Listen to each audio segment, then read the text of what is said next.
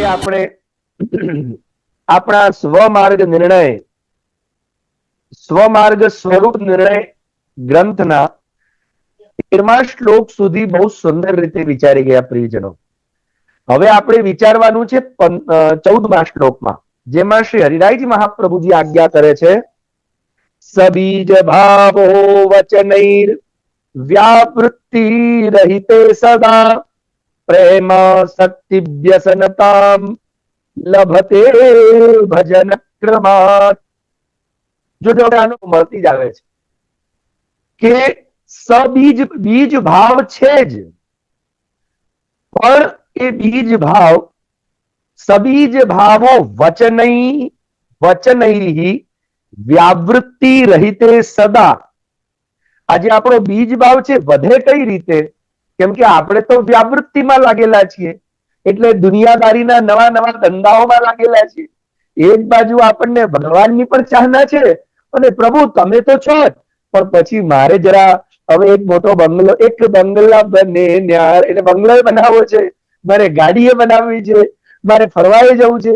પાછું એ બધું કરવા માટે મારા ભગવાનને ક્યાં પધરાવાના હતો કે પ્રભુ આપ તો ઝાંપીજીમાં બિરાજો અને પડોશીના ઘરે ચાલ્યા જાઓ. તો આપણી વૃત્તિ કેવી છે? બે બાજુ વાળી છે. અને આ દુનિયાની અંદર આપ જાણો જ છો કે બે હાથમાં લાડુ નથી મળી શકતા.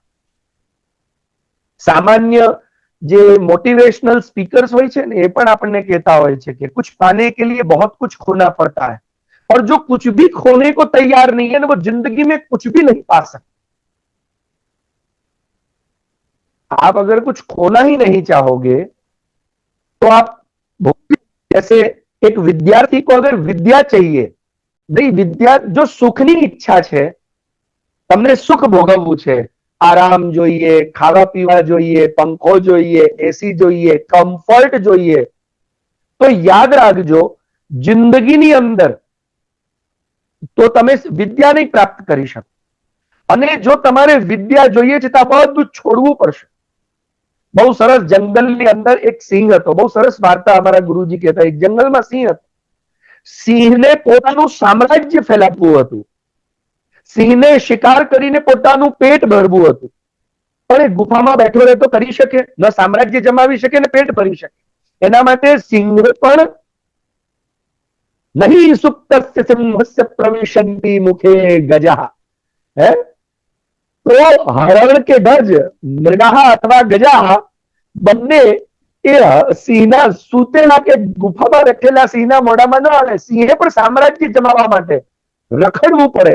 એમ રખડે એટલે ફરે, એ ચરે ને ચરે ફરે. યાદ રાખજો, જે ફરે નહીં એ ચરી ના શકે. તો સિંહને પણ પોતાનું સામ્રાજ્ય બનાવવા માટે અને પેટ ભરવા માટે બહાર ભટકવું પડે છે, પોતાનું કમ્ફર્ટ છોડવું પડે છે. એમ તમારે કંઈક બનવું છે તો તમારે તમારું કમ્ફર્ટ છોડવું પડશે પ્રિયજનો.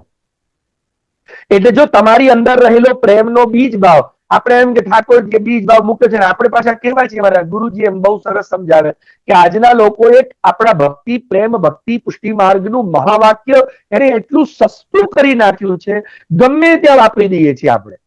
ભાઈ સોનાનો સિક્કો ગમે ત્યાં ના વપરાય. સોનાની તલવાર લગ્નમાં લઈ જવાય, અથવા સોનાની તલવાર રાજા બનીને સિંહાસને બેસીને યુદ્ધમાં જાઓ ત્યારે લોઢાની તલવાર જોઈએ. તો સોનાની તલવાર ગમે ત્યાં વાપરો ને તેની વેલ્યુ જ ના રહે પછી. એમ એક મહાવાક્ય છે પુષ્ટિ ભક્તિ માર્ગનું. કયું ખબર છે? શ્રી ઠાકોરજીની કૃપા.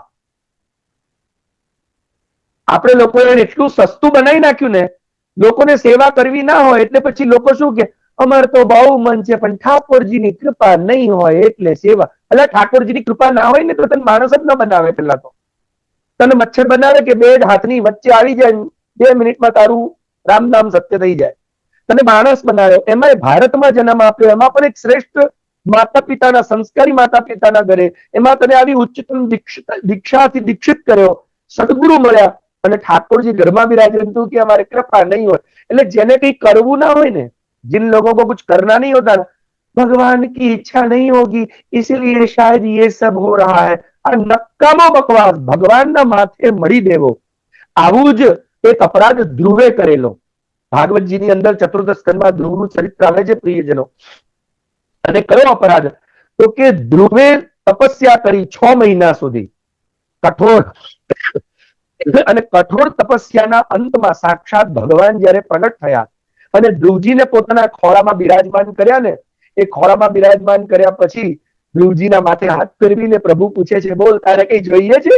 ધ્રુવજી કે હા, મને એવું સ્થાન આપો કે જે સ્થાન પર મારા પૂર્વજોએ ના બેઠા હોય, કે ભવિષ્યમાં કોઈ બેસી ના શકે એવું મને અવિચલ પદ આપો. અને ધ્રુવજી અવિચલ પદ માંગી લીધું. તમે બધાએ કથા સાંભળી જ છે. હવે અવિચલ પદ માંગીને જેમાં ભગવાન ત્યાંથી અંતર્ધ્યાન તથાસ્તુ કે અંતર્ધ્યાન થયા ને, અને ધ્રુવજી તરત ઘરે જવા લાગ્યા એટલે એમને યાદ આવ્યું, કઈ યાદ આવ્યું એટલે માથું કૂટીને રડવા લાગ્યા. શું બોલવા લાગ્યા? મતિર વિદુષિતા દેવૈર સદ્વીર સહિષ્ણુભી. આ મારી બુદ્ધિ દેવતાઓએ બગાડી નાખી લાગે છે. કેમ કે દેવતાઓ બહુ અસહિષ્ણુ છે, સહિષ્ણુતા નથી. કેમ? તો કે જેમ પેલા રાવણના ભાઈ કુંભકર્ણને તપસ્યા બાદ બ્રહ્માજી વરદાન આપવા આવ્યા ત્યારે એની બુદ્ધિમાં સરસ્વતીને બેસાડી બુદ્ધિ ફેરવીને ઇન્દ્રાસનની જગ્યાએ નિંદ્રાસન બોલાવી દીધું, એમ મારી બુદ્ધિ બગાડી નાખી. અને તે જ વખતે મૈત્રેયજીને વિદુરજી પૂછે છે, આપ લોકો ભાગવતજીની કથા બહુ સારી રીતે સાંભળતા હશો અથવા ઘરમાં પારાયણ કરતા હશો, અને કરવું જ જોઈએ. કેમ કે શ્રી મહાપ્રભુજીનો નિયમ હતો ભાગવત પારાયણનો. શ્રી મહાપ્રભુજીએ જિંદગીમાં ભાગવત કથા કરી નથી, એટલે આવું કોઈ અગર તમને કહેતું હોય તો ખોટા રવાડે ચડશો નહીં કે મહાપ્રભુજીએ કથા કરી છે. શ્રી મહાપ્રભુજી પારાયણ કરતા, માટે વૈષ્ણવોએ પારાયણ કરવું જ જોઈએ. અને નિત્ય પારાયણ હોય છે. એની વાત પણ આજે આવવાની છે. જો સમય અનુકૂળ હશે તો હું ચોક્કસ આજે એ વાત લઈશ જ, કેમ કે આપણા ગ્રંથમાં એ વાતનો ઉલ્લેખ છે આજે. ત્યારે બહુ જ સરસ રીતે સમજાવી રહ્યા છે કે ભાગવતજીનું જો તમે નિત્ય પારાયણ કરતા હશો તો પારાયણમાં આવે છે. શું આવે છે? તો કે શ્રી મૈત્રેયજીને વિદુરજીએ પ્રશ્ન પૂછ્યો, અને પ્રશ્ન પૂછતા પૂછ્યું કે હે મૈત્રેયજી, આ ખરેખર દેવતાઓએ ધ્રુવજીની બુદ્ધિ બગાડી હશે, તમને એવું લાગે છે? અને ત્યાં મૈત્રેયજીએ બહુ જ સુંદર વાત કરીને સરસ જવાબ આપ્યો છે. વિદુરજીને મૈત્રેયજીએ જવાબ આપ્યો શું? કે નહીં, બુદ્ધિ આમની દેવતાઓએ નથી બગાડી, પણ યાદ રાખજો એમણે મનની અંદર બદલાની ભાવનાથી પોતાની સોતેલી માતા સુરુચિ માતાના કડવા વેર મનમાં રાખ્યા અને મનમાં વિષ ભરી, મનમાં ઝેર રાખી, મનની અંદર બદલાની ભાવના ને આવું વેર ઝેર, કોઈ કે મને આમ કહી દીધું ને હું હવે આમ બતાવી દઈશ ને હવે એને ખબર પાડી દઈશ ને, આવું મનમાં રાખીને જો ભક્તિ કરવામાં આવે તો એ ભક્તિ સત્ફળ કે શ્રેષ્ઠ ફળ પ્રદાન કરતી નથી. અને માટે જે સાચો ભક્ત હોય ને એ દીયમાનમ ન ગૃહ્ણન્તિ વિના મત સેવનમ, જેમ ભગવાન કે છે હું આપું ને તોય લેતો નથી, હું એને મુક્તિ નહીં સ્વર્ગ ને ઉત્તમ મારું વૈકુંઠ આપું ને તોય કે ના બાપજી આપણે વૈકુંઠ જ જોઈએ. આપણે શું જોઈએ છે? પરમાનંદાસજી કે એમ, ગોપી જન વલ્લભ मानुष्य जन्म और हरि सेवा, ब्रज बसवो दीजे मोहि सुलभ, वल्लभ को चेरो कहाऊं. હું તો મહાપ્રભુજીનો ચેલો કહેવડાવું, વ્રજમાં વાસ કરું, નિત્ય ઠાકોરજીની સેવા કરું, મને બીજો જન્મ મનુષ્યનો મળે, મને બીજું કઈ જોઈતું જ નથી. તો દીયમાનમ ગૃહ્ણન્તિ વિના મત સેવનમ, જે અમારી સેવા સિવાય મારા ભક્તો કઈ ચાહતા નથી. મૈત્રેયજી કહે છે કે આ ત્યારે જ બને જ્યારે મનની અંદર દૂષિતતા હોય. પ્રિયજનો, તો યાદ રાખજો, તમે એમ કહો કે અમે તો રોજ ભગવાનને પાણી ચડાવીએ, દૂધ ચડાવીએ, અરોગાઈએ, પણ મનની અંદર વિષય વાસના છે. યાદ રાખજો, મનની અંદર સંસારની ચાહનાઓ છે, મનની અંદર લોભ છે, અને પછી ભક્તિ કરી રહ્યા છો તો સિદ્ધાંત મુક્તાવલીમાં શ્રી મહાપ્રભુજી આજ્ઞા કરે છે, લોકાર્થી ચેત ભજેત કૃષ્ણમ ક્લિષ્ટો ભવતિ સર્વથા, ક્લિષ્ટોથી ચેત ભજેત કૃષ્ણમ લોકો નશ્યતિ સર્વથા. તમે જો સંસાર અને ભોગ વાસના અને વિષયોની કામના રાખીને ઠાકોરજીની સેવા કરશો તો શું થશે? લોકાર્થી ચેત ભજેત કૃષ્ણમ ક્લિષ્ટો ભવતિ સર્વથા. તમે દુઃખ જ પ્રાપ્ત કરશો, તમારા મનમાં ને જીવનમાં ક્લેશની વ્યાપ્તિ વધી જશે. એના કરતા કૃષ્ણની સેવા કરો. અને એટલે જ અહીંયા કહ્યું કે સબીજ ભાવો વચનૈર વ્યાવૃત્તિ રહિતે સદા. એ બીજ ભાવ ત્યારે જ દ્રઢ થાય જ્યારે વ્યાવૃત્તિ રહિત આપણે બની જઈએ, સદા વ્યાવૃત્તિ રહિત. હવે વ્યાવૃત્તિ રહિત બનાય કેવી રીતે? કેમ કે આપણું ટાર્ગેટ શું છે? First you have to decide what is your basic real target. You want to be a richest person, you want to be on top in your business or in your job, you want to be a good, just, happy person, or you want to be a Vaishnav, real ભક્ત, और કૃષ્ણના આંખોમાં વસવું છે. તમારે દુનિયાની આંખોમાં વસવું છે કે કૃષ્ણની આંખોમાં વસવું છે, તમારે નક્કી કરવાનું. કેમ કે દુનિયાની આંખોમાં તો છે ને સાહેબ, તમે આજે વસ્યા ને કાલે ઉતરી જવાના, યાદ રાખજો. આ દુનિયાની આંખોમાં કોઈ પરમેનન્ટ વસેલું રહ્યું છે ખરું?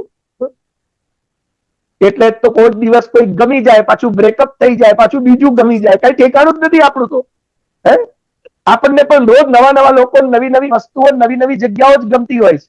એકની એક જગ્યા ઉપર તો આપણને પણ રહેવું ક્યાં ગમે છે? અને તો એકના એક લોકો પણ આપણને નથી ગમતા, રોજ નવા નવા લોકો જોઈએ છે. એવી જ રીતે દુનિયાની આંખો તો એવી છે ને કે આજે વસાવશે ને કાલે ઉતારીને ફેંકી દેશે, ખબર જ નહીં પડે. એક કૃષ્ણ જ એક એવો છે કે જે તમને યુગો યુગો સુધી પોતાના હૃદયમાં રાખશે. ભગવાન જ એવા છે.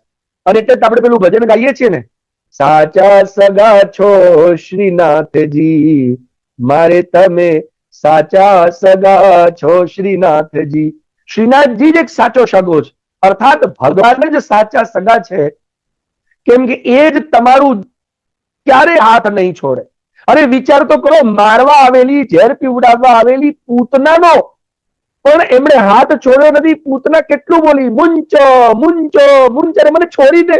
ત્યારે અમારા કનૈયા કે છે, અરે માસી मैं तो अभी 6 दिन को हूं, मोको अभी तक मैया ने पकड़ लो सिखाया, छोड़ लो नहीं, या तो अब तो तुम तैयारी कर लो, क्योंकि मेरा तो स्वभाव है, या तो मैं कोई को पकड़ू नहीं, और अगर पकड़ लियो तो बाकी जब तक मुक्ति न हो जाए तब तक मैं वाकू छोड़ू नहीं. तो ભગવાનનો સ્વભાવ છે કે તમારું કલ્યાણ કર્યા સિવાય છોડશે નહીં. પણ હા, પ્રશ્ન એ છે કે એમણે તમને પકડ્યા છે ખરા?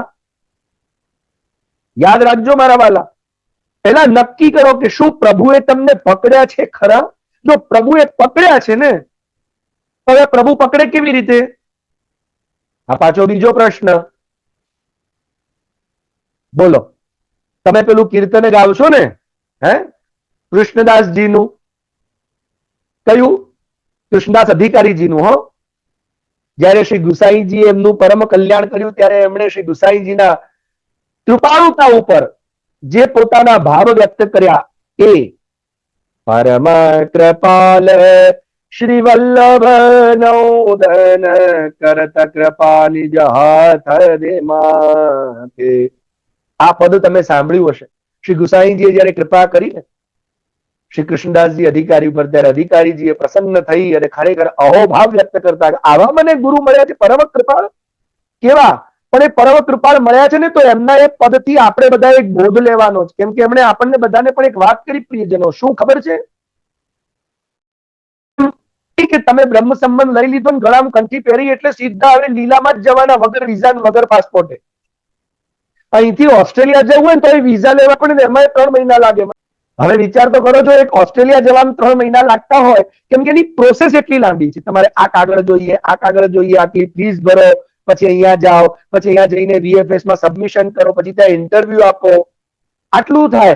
એ થયા પછી ત્યાં એરપોર્ટ પર પહોંચીને ઇમિગ્રેશનમાં જવાબ આપો અને પછી તમે ઓસ્ટ્રેલિયામાં એન્ટર થાવ. તો જો એક ઓસ્ટ્રેલિયા જેવી નાની અમથી કન્ટ્રીમાં એન્ટર થવા માટે આટલા બધા નિયમો હોય, તો શ્રી ગોવર્ધન ધરણના નિત્ય લીલા લોક શ્રી ગોલોક ધામમાં જવા માટેના કોઈ નિયમ નહીં?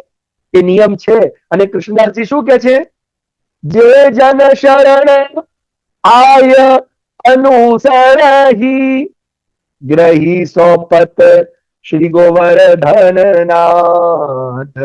ગુજરાતીઓ છે ને ઘણી વખત વ્રજ ભાષાને ડાટ મારે. આ વ્રજ ભાષાનો શબ્દ છે, ધ્યાનથી સમજજો. જે જન શરણ આય અનુસરહી. આપણે ગુજરાતીઓ ગાવા બેસે ને તો શું ગાય ખબર છે? પરમ કૃપાલ શ્રી વલ્લભ નંદન કરદ કૃપા નિજ હાથ દે માથે. જે જન શરણ આય આય નથી, આય. આય અને આય એ બેમાં અંતર છે. બ્રજ ભાષામાં છે આ પદ. આ પદ ગુજરાતીમાં, હિન્દીમાં, મરાઠીમાં કે બંગાળીમાં નથી. આય નો મતલબ જેમ સંસ્કૃતમાં એમ કહીએ ને, આગત્વા, એને આય કહેવાય. આવીને, ગત્વા, જઈને. એટલે જો બ્રજ ભાષામાં પણ ગત્વા બોલવું હોય તો શું બોલાય? જાય. વાને જાય કે એસો કર્યો, વાને વહાં જાય કે એસો કર્યો, વાને યહાં આય કે એસો કર્યો. તો કૃષ્ણજી શું કે છે હવે ધ્યાનથી સાંભળજો. જે જન શરણ આય અનુસરહી, ખાલી કંઠી પહેરીને તમે શરણે આવી ગયા એનાથી કઈ નહીં થાય. વાત ધ્યાનથી સમજજો. આય અનુસરહી, આય એટલે આવીને, આ કરકે, આય કે જેણે શરણમાં આવીને શ્રી મહાપ્રભુજી, શ્રી ગોપીનાથજી, શ્રી ગુસાઈજી ઇત્યાદિ આચાર્ય બાલકોના વચનોનું અનુસરણ કર્યું છે. અનુસરણ એટલે અનુસરણ અને અનુકરણમાં અંતર છે. અનુકરણ એટલે કોઈનું દેખેલું વગર વિચારે કરવું, એને અનુકરણ કહેવાય. અને અનુસરણ એટલે એમણે પોતાના અનુભવથી જે પ્રકારે ચાલીને એમણે પોતાના ટાર્ગેટને પ્રાપ્ત કર્યું એ પ્રમાણે ગુરુજનોના વચનો અને આજ્ઞા પ્રમાણે ચાલવું, એને અનુસરણ કહેવાય. અનુકરણ ક્યારેક ક્યારેક આંધળું હોય, અને આંધળું અનુકરણ શું કરે? એક આંધળો બીજા આંધળાના ખભે હાથ મૂકીને જાય. મને કહો તમે, એક આંધળો રસ્તો પાર કરતો હોય, બીજો આંધળો એ આંધળાના ખભા પર હાથ મૂકે, શું થાય? આગળ વાળો આંધળો ખાડામાં પડે તો અંધે નહીં બની માના હતા અંધા, પાછળ વાળો આંધળો એ ખાડામાં જ પડે. અને માટે અનુકરણ નહીં, અનુસરણ. અનુસરણનો અર્થ થાય છે એમની આજ્ઞા પ્રમાણે સમજીને ચાલવું. વડીલોની, ગુરુજનોની, આચાર્યોની આજ્ઞા પ્રમાણે સમજીને ચાલવું, એનું નામ અનુસરણ. અને એટલે હવે આ કીર્તનને જુઓ. જે જન શરણ આય અનુસરહી, ખાલી કંઠી પહેરી લીધી અને તમે એમ માનતા હો હવે તો દહીંનો ઘોડો રમતો જમતો ખાતો પીતો છૂટતો, એમ કઈ નહીં થાય હો. શરણ આવીને અનુસરણ કરવું પડશે. અર્થાત ગુરુજનોએ કહેલા નિયમ પ્રમાણે, આચાર્યોએ બતાવેલા નિયમ પ્રમાણે તમારે ચાલવું પડશે. મેં કીધું તેમ કે એક નાની અમથી કન્ટ્રીમાં જવું હોય તો એના રૂલ્સ રેગ્યુલેશન પ્રમાણે ચાલવું પડે, ત્યારે તમે એન્ટર થઈ શકો.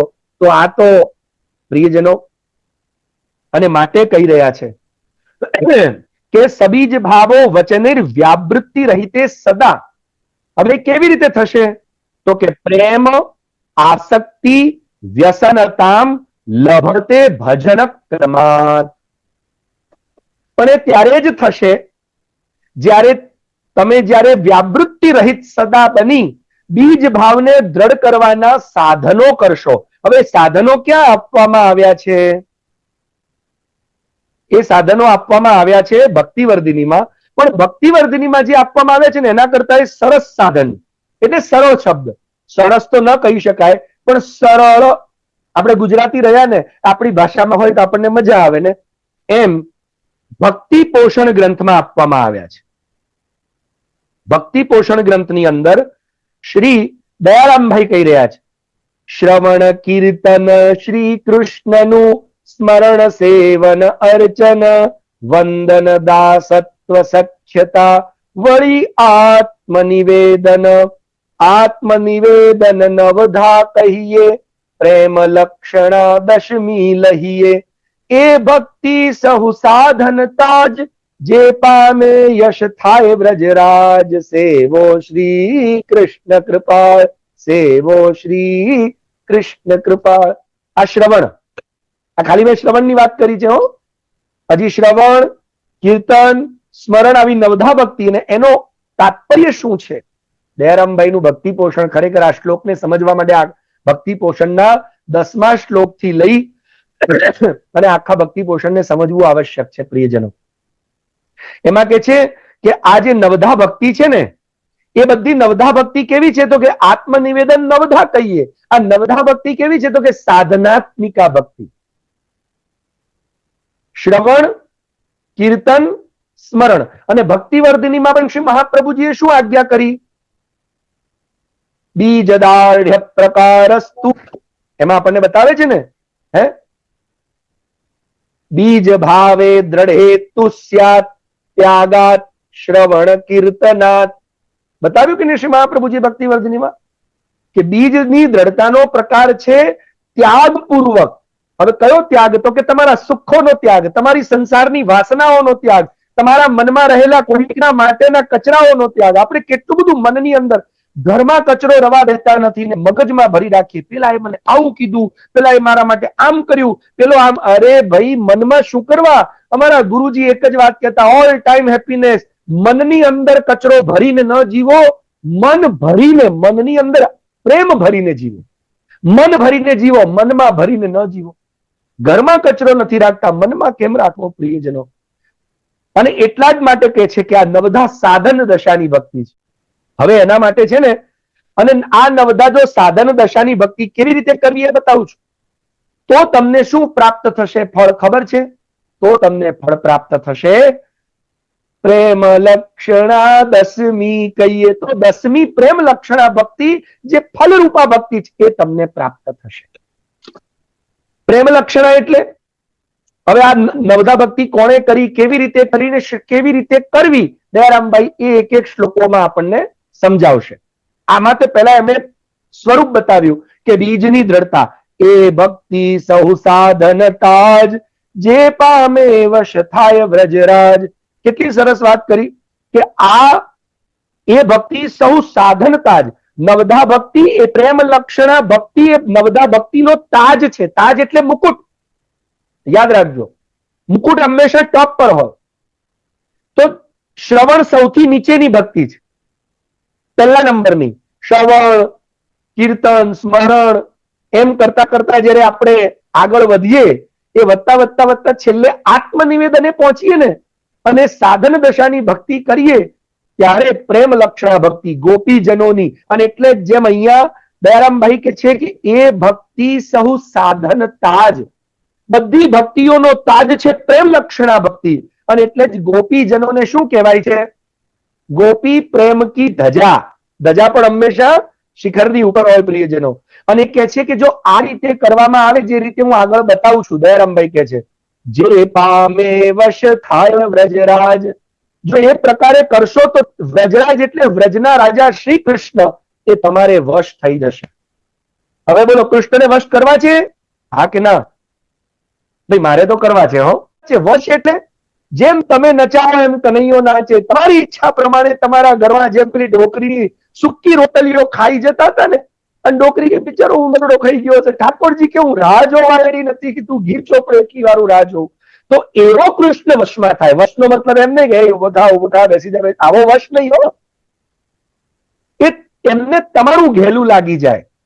જેમ ઠાકોરજીએ યશોદાજીને કહી દીધું ને, હો ગે શ્રીંગાર મૈયા સુન મોહે, શ્રી વિઠ્ઠલ નાથ કે હાથ को भावे, ताते सदा हो वही रहता हो. અરે માં, મને તો વિઠ્ઠલનાથજી એટલે શ્રી ચંદ્રાવલીજીના હાથમાં જ ભાવે. કેમ? તું ડર માખણ દૂધ છીપા. તું ડરી ડરીને દૂધ ને માખણ સંતાડે, અને શ્રી વિઠ્ઠલનાથ તો પોતાના બધા ભંડાર ખોલી દે છે. તો પ્રભુને આ રીતે વશ કરવા હોય તમારે, તો એના માટે હું જે બતાવું, હવે આવતા શનિવારથી આ નવધા ભક્તિના પ્રકાર જે દયારામભાઈએ ભક્તિ પોષણમાં બતાવ્યા છે, એ પ્રકાર બતાવીશું.